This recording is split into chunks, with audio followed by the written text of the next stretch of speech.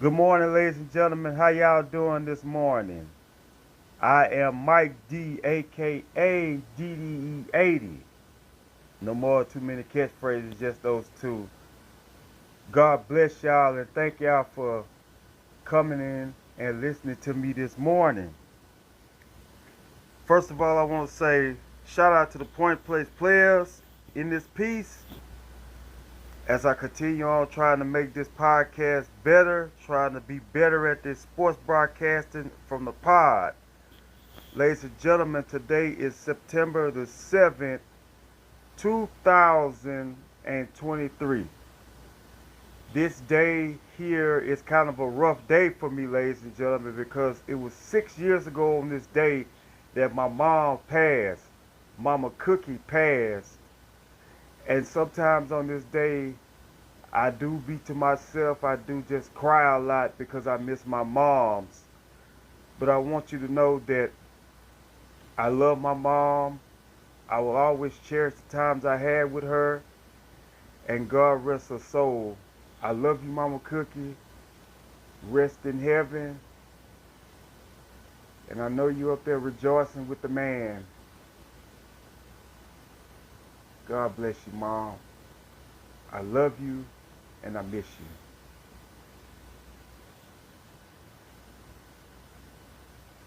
you. Ladies and gentlemen, happy Thursday to everybody that's here today, that's listening. We're going to have a format today. We're going to talk about Kim Mookie, the LSU Women's Championship coach, getting her 10-year, $32 million extension to be the LSU coach. We're going to talk about Christian Wood signing a 2-year deal with the Lakers. I didn't talk about it yesterday. We're going to talk about Nick Bosa getting his pay. And then we're going to go into AEW Dynamite, the results from last night. And then we're going to go from there. Later on today, I will pick a winner between the Chiefs and Lions game that come on tonight on Peacock NBC. But first of all, let's get to it. Let's talk about the LSU women's coach, Kim Mookie. Murky, I don't know how you say her name. But she ended up getting a 10-year deal for $32 million to stay at LSU. The greatest moment of last year's women's NCAA tournament was LSU and Angel Reese winning the title. That championship right there will always be a significant because LSU women has not won nothing in a long time. But when Angel Reese and those girls came out there last year and had it on their mind, then they beat Iowa, who was a threat to them. So shout out to the coaching staff and shout out to the coach for getting her bag. That means that she's going to bring up, for the next 10 years, she's going to bring up more women, more young ladies in that school of LSU to get back to winning. They're going to have some problems this season. Believe that. Christian Wood signs a 2-year deal with the Lakers. I saw this the other day and I wanted to comment on it, but I didn't. But I decided to comment on it today. This is a big deal for the Lakers. Because whatever you're going to use Christian Wood for, I hope it's for to help Anthony Davis and to help LeBron James. I prefer him to be out on the field, the court, and taking that 5 position and switching AD back to the 4 and let LeBron be the big 3 again, the small forward. This is a great move by the Lakers. It's late in the season, it's late in the evening, like they say in church. But this is a great move for the Lakers. They picked up Christian Wood because there was some talks about him could possibly become a Laker, and they got him. So shout out to Christian Wood. I hope that you can bring those 18 points you average a game to LA. Don't go to LA and get spooked of LeBron and AD. Play your game. Also, Nick Bosa. got a 5-year deal, $170 million from the San Francisco 49ers. Makes him one of the highest defensive ends in the game. I'm here to tell you, Nick Bosa is worth this money. He's not going to be one of those that get the bag and still start playing like crap, because it's not going to happen. This guy is going to get a sack almost each game. But I'm proud that they done it. Shout out to Nick Bosa for getting his bag. Ladies and gentlemen, I do have one extra take I want to talk about, and that's the Dallas Cowboys. I still think that San Francisco is their black cat. I still think that Debo and Kittles and Purdy are Dak Prescott's nightmare. I didn't know they had got Brandon Cooks, but I'm glad they did.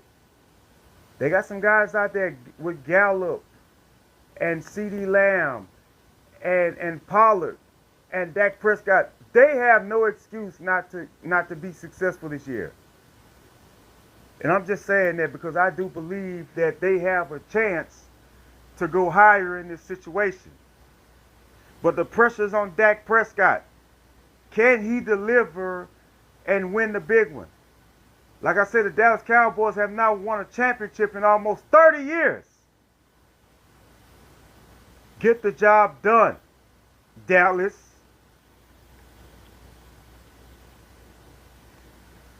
Ladies and gentlemen, the AEW Dynamite results from last night. Excuse me, I'm scratching my head a little bit because I'm scratching my head at some of this stuff here that actually happened. Orange Cassidy came out to the ring and he's doing a lot of talking now. He says, I have no catchphrase. Okay, Orange, what's your next move? Because Moxley went up against your boy A.R. Fox and beat him. I told you guys that Jon Moxley is now going to be a mid-card talent. We'll have to see what happens after that. Jericho and Sammy beat Aussie Open. As great as Aussie Open is, Jericho and Guevara was able to do it. But there's some distension and some controversy with them. And the problem is what's going to happen next. Are they going to be able to win the tag team titles? Or are they going to be sitting up there beefing with one another until they get in the ring?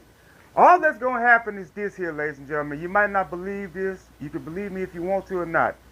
Chris Jericho is going to do the job for Sammy. He's going to build Sammy up, and he's going to be the one to give Sammy the rocket and go off with it. Chris Statlander beat Emi Sakura for the TBS championship. One thing I will say, like I said, Chris Statlander is on a rocket right now. They're pumping her up and they're building her up and making her go to the top of the moon. Where does this leave her? Does she go in a rematch with Jay Cargill? Nobody knows yet, but shout out to Chris Statlander. MJF gets attacked by Samoa Joe while they're out there having a conversation. Joe's calling him a B and all that there. MJF says he's the scumbag, which everybody knows that's his catchphrase, one of his words of his promos, and things like that there. He threw a shot at William Regal about what he did. The man's in NXT. Everybody knows that William Regal is backstage in WWE NXT. He cannot show his face on camera for a whole year. But he's in the back working. And they threw a shot at him. See, that's the problem with AEW. AEW think it's okay to just throw shots at WWE. WWE does not throw shots at AEW like that, but they could. Also, Roderick Strong beats Trent Beretta. It was a great match, a good little match between Beretta and Roderick Strong. But in the end, Roderick Strong was able to win. And after he won the match, they put him back in the neck brace because he's supposed to have a bad neck. I can't wait to see Adam Cole go up against Roderick Strong because that's what it's building up to, ladies and gentlemen. Believe it or not, it's going to happen. Hangman Adam Page comes to the ring, and Hangman Adam Page gets talked to, gets rolled by Swerve Strickland.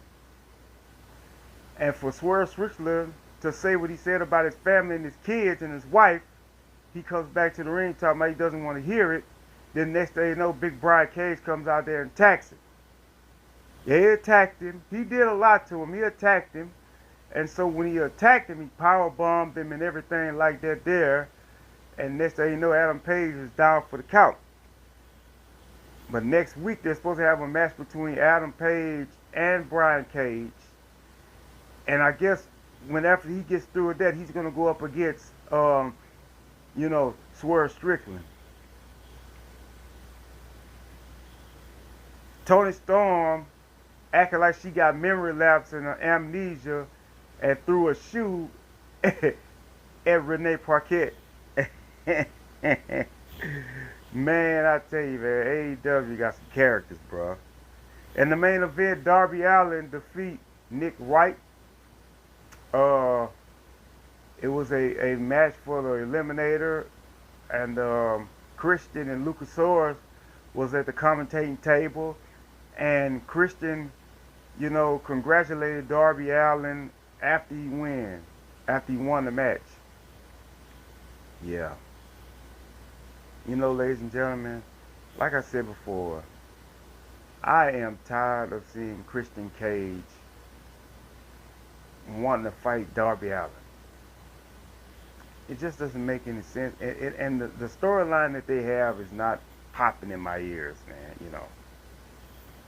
I will say this though, ladies and gentlemen. I know it's a short one, a short pod, but I'm gonna tell you like this here. I'm gonna give you one prediction, and then later on I'll sit down and have another prediction. I do think that if Travis Kelce plays tonight, the Kansas City Chiefs win. I think Jared Goff and them will give him a fight, but I think in the end, Patrick Mahomes and Travis Kelce and Hartman and all those boys are going to do something to win. Ladies and gentlemen, this has been Point of View, Part 1. Part 2 will be coming up later. Right now, I just appreciate you coming out, listening to me. Just listening to me. Have a good day. See you later.